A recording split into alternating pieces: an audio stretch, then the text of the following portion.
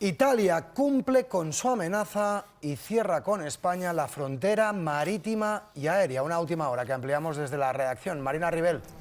Sí, ¿qué tal, Ángel? Bueno, eso es al menos lo que ha comunicado el gobierno de Meloni, lo que ha comunicado en concreto su ministro del Interior a través de un comunicado, que Italia suspende el acuerdo Schengen con España y que cierra sus fronteras, o que al menos las va a controlar de una forma más exhaustiva, que no es la forma en la que está regulada en este acuerdo Schengen. Como bien saben, nosotros no tenemos frontera terrestre con Italia, pero sí tenemos frontera aérea, frontera marítima. Ahora, desde luego, se abre un escenario que tenemos que ver de qué forma se va a materializar, de qué forma se van a producir controles, si es que se producen, deducimos, en ese espacio aéreo, en el tráfico aéreo, en el tráfico marítimo. Pero este, desde luego, ha sido el anuncio por parte del Ministerio del Interior de Giorgia Meloni, después de que Giorgia Meloni, la primera ministra italiana, ya ayer, a raíz de toda la crisis migratoria en Ceuta, pusiera un mensaje en redes sociales pidiendo a su gobierno estudiarlo y ponerse a ello.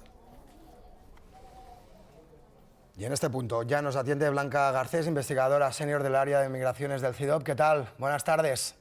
Buenas tardes. Bueno, permíteme que le pregunte por esta última hora. Italia ha ordenado el cierre de fronteras marítimas y aéreas con España. Eso supone la suspensión del acuerdo Schengen con nuestro país. ¿Esto un país puede hacerlo de forma unilateral?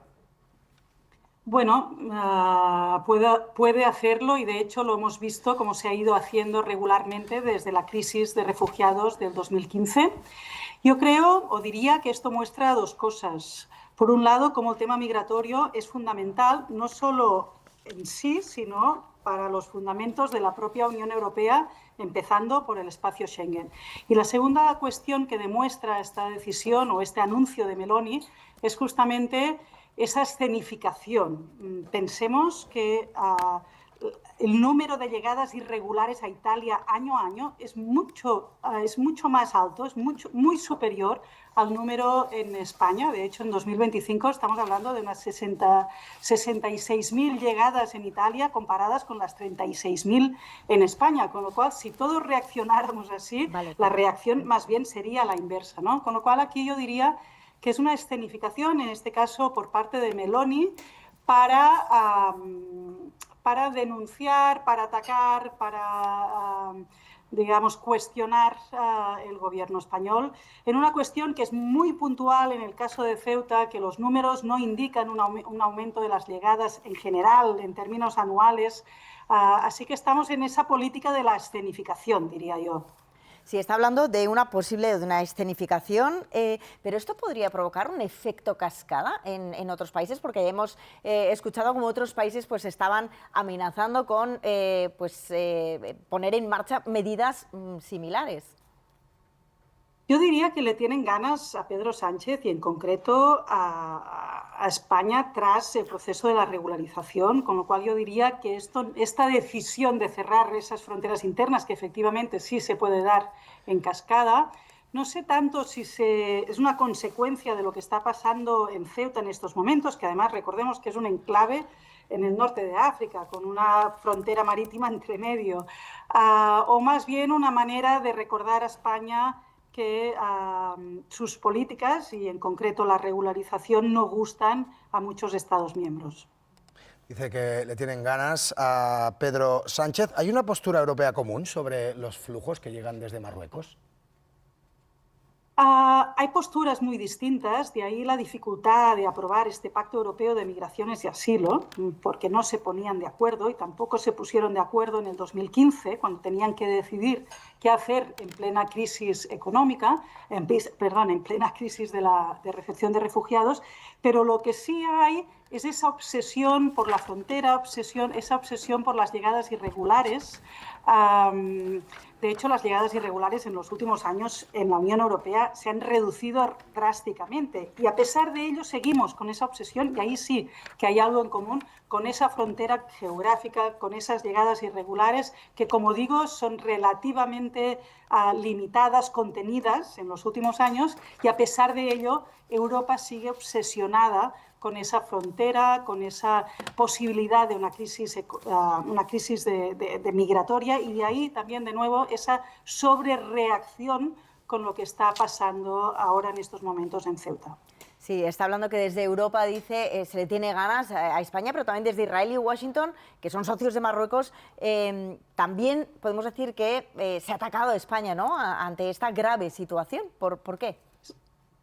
Sí, yo diría que de ahí las declaraciones, ¿no?, diciendo que eso es la consecuencia de esas políticas de extrema izquierda del gobierno español, pero yo no sé hasta qué punto es más un aprovechar la ocasión para hacer estas declaraciones y no tanto una causa detrás, porque estas dinámicas de presionar al gobierno español a través de la frontera y a través de esas llegadas que de repente crecen, ¿no?, rápidamente, como fue el caso en mayo de 2021, es una cosa que viene de lejos y no está directamente relacionada con la geopolítica actual.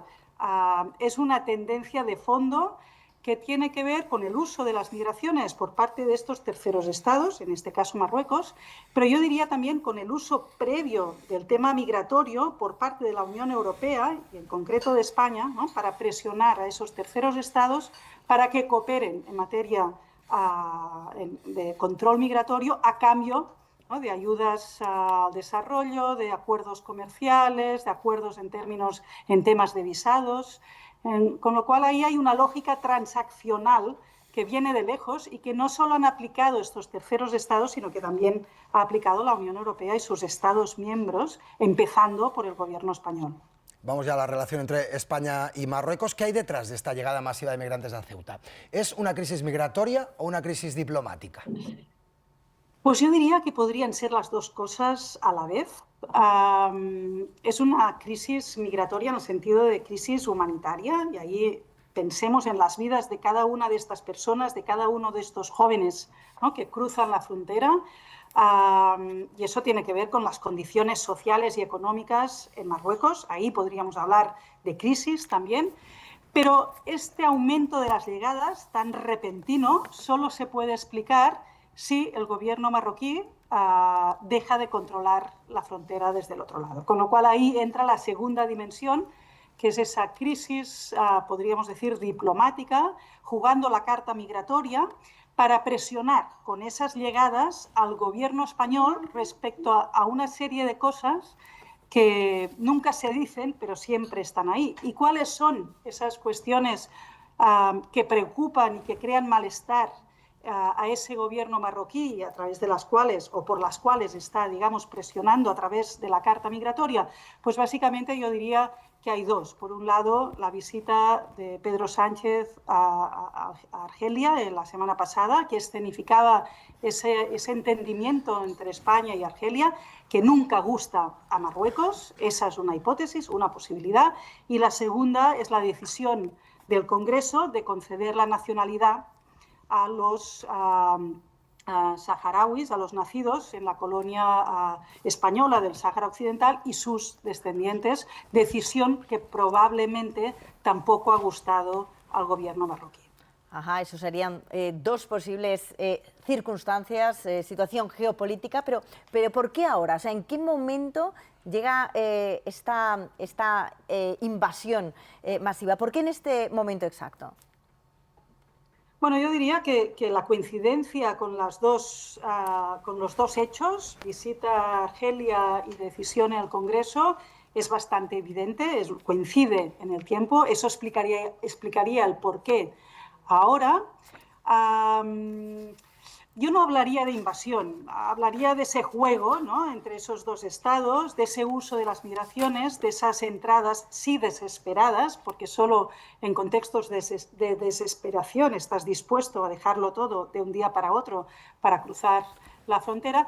Pero yo, más que invasión, hablaría de escenificación del caos. Es decir, yo diría que es una teatralización de ese caos. Eso no quiere decir que no lo sea, ¿no? Pero ahí está el juego entre esos dos estados, escenificar ese caos, que además se da de una manera muy similar una vez y otra. Es decir, la secuencia de los hechos ahora en estos días es muy similar a lo que pasó en mayo de 2021, las llegadas, la saturación de los centros de acogida, la Guardia Civil que es incapaz de dar respuesta a esas llegadas, el hablar de la intervención del ejército, esa ciudad cerrada, las tiendas cerradas, paralizada, ¿no? Con lo cual es esa sensación, digamos, de colapso, pero que tiene que ver también, y eso es importante recordarlo, con el hecho de que Ceuta es un enclave en el norte de África, muy pequeño, es una ciudad amurallada, con lo cual ahí los números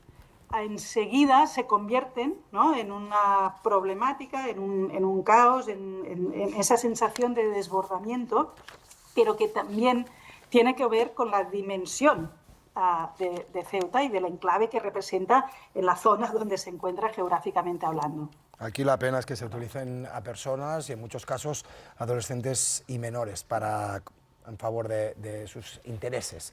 Blanca Garcés, investigadora senior del área de migraciones del CIDOB, muchas gracias por atendernos en el canal 24 Horas y enhorabuena por el trabajazo que hacéis. Gracias a vosotros.